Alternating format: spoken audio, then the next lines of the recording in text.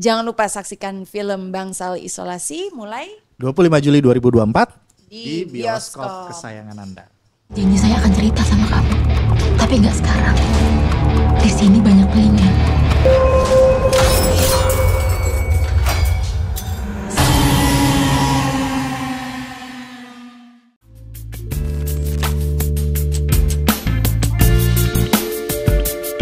Bangsal Isolasi itu ceritanya adalah sebuah cerita tentang kehidupan di penjara, di mana Weni di sini diperankan sama Kimberly. Dia seorang wartawan jurnalistik. Dia menyamar, dia merelakan dirinya untuk masuk ke dalam penjara untuk membongkar kematian adiknya yang aneh di dalam penjara. Jadi adiknya itu kita tahu bahwa dia adalah orang yang baik. Dia terjebak di sana di dalam penjara. Cuma ketika harusnya lagi diperusahakan untuk keluar sama Weni, tapi tiba-tiba dia terbunuh di sana, meninggal di sana, dan meninggalnya tidak wajar. Nah, Weni masuk ke dalam penjara, akhirnya menemukan semua misteri yang ada di penjara. Dia mencari tahu, dia menginvestigasi apa-apa yang terjadi di dalam penjara. Akhirnya terkuak semua kekuasaan, apa semuanya kekerasan di dalam penjara di dalam film ini. Intinya Bangsal Isolasi akan menceritakan bagaimana Weni berhasil membongkar siapa yang membunuh adik.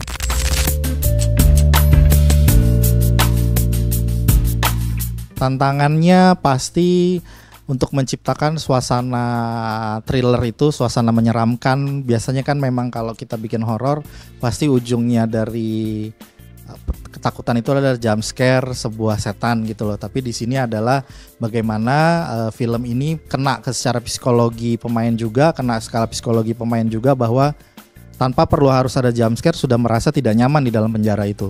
Apalagi dalam bangsal, itu tantangannya nomor 1 dari film ini. Lalu kemudian scene actionnya sih itu juga tantangan, terutama untuk para pemain juga. Dan untuk saya tantangan lainnya setnya juga, karena benar-benar itu bangunan sudah berumur 200 tahun ya. Dan kita masuk ke sana benar-benar berdebu, benar-benar berhantu. Jadi malah lebih hantu lokasinya dibanding filmnya gitu. Jadi ya itu tantangannya, kita harus mengeset itu menjadi penjara, adegan fighting, kita harus ada adegan antara napi dan penjara berantem. Ya tantangannya lebih ke teknis sama itu sih, ciptakan ambience seremnya itu tanpa harus ada kemunculan hantu. Salah satu yang paling sulit kayaknya yang fighting sama Mbak Ulan sih, karena kan itu memang ada koreografinya, cuman pas saat hari H-nya disesuaikan lagi, ganti lagi koreografinya karena disesuaikan sama setnya itu sendiri. Ya sih, itu karena lumayan made up on set dong ya itu koreografinya sebenarnya. Tapi untungnya dipotong-potong tuh, cuman lumayan kan kita ke panting pontang-panting sana sini. Tapi seru, it was like fun experience buat aku sih.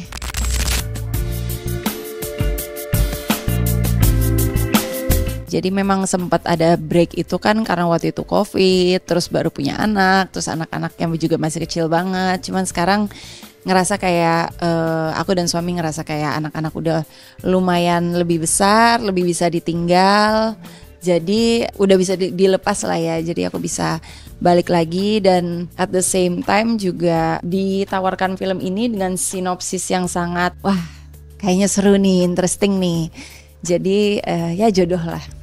Pertama kali aku melakukan adegan action sendiri, kan biasanya orang lain yang ngelakuin gitu loh. Jadi ini aku yang ada lumayan banyak adegan actionnya, berantem, udah gitu berantemnya sama Wulan Guritno lagi. Ya pastinya ada tantangannya lah ya, yang akunya saat itu belum mulai olahraga lagi. Sekarang nih baru mulai olahraga. Jadi lawan fighting scene-nya juga Wulan Guritno yang fit banget. Terus selain dari itu ya tempat syutingnya, setnya juga sangat membantu sih dengan rasanya, dengan karakternya, with the whole acting. Jadi enak lah masuk lagi ke dunia syuting ini.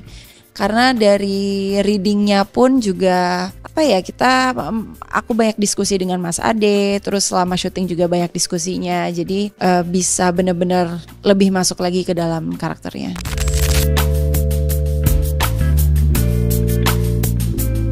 Kalau saya suka dengan challenge ya, tantangan gitu. Lalu kemudian ketika ini ditawarkan, saya langsung kebayang, wah banyak film-film luar yang ngambil. Saya suka dengan series Prison Break tuh suka banget. Lalu kemudian belum ada nih film penjara wanita di Indonesia. Nah, dasar itu saya juga jadinya tertarik. Lalu kalau ngelihat bahwa sebenarnya sama nggak sih namanya penjara cowok ataupun penjara cewek, kekerasannya akan lebih sama nggak sih? Nah itu. Lalu kemudian juga tertarik karena ada unsur di mana kayak oligarki kekuasaan di situ loh, kayak yang kuat, yang bertahan, yang lebih berkuasa dia akan menindas yang lemah. Nah itu sih inspirasinya.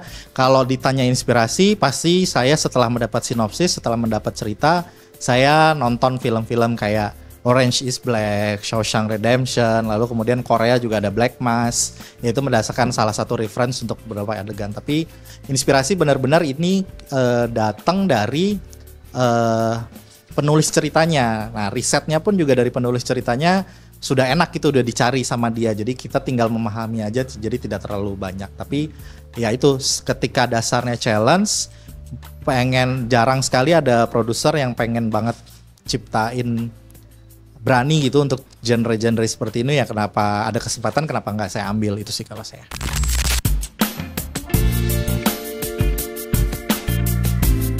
Kalau aku sendiri sih enggak, cuman aku emang dengar beberapa story ya Mas Ade. Salah satunya adalah si bagian art kita, mereka itu lagi ngeset malam-malam kan, tok gitu loh.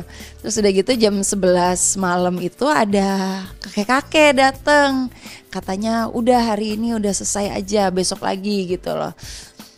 Terus besoknya ditanyain kakek-kakek ini siapa, nggak ada yang tahu itu siapa gitu. Dan ini bukan cuma sekali kejadiannya, ada 2 kali 3 kali gitu. Terus selain dari itu ada yang ngelihat pocong, ada yang ngelihat kuntilanak, ada yang ngedenger spooky, ya. Kan yang kuntilanak sampai ketabrak ya, itu yang mau nabrak yang mau. Oh iya. Ada yang mau, ya ada yang lagi nyetir malam-malam udah mau pulang kan jam 12 malam, ngelihat ada itu pocong atau mau ikutan casting. Itu ngelihat kuntilanak ya di atas pohon, terus hampir nabrak tuh mobilnya. Untungnya sih kalau aku percaya kalau aku nggak bisa ngelihat hal itu dan tidak bisa merasakan hal itu, jadi aku nggak membuka kepekaan diri terhadap hal-hal seperti itu. Jadi aku santai-santai aja udah. Yang penting kita masuk, assalamualaikum, udah gitu aja.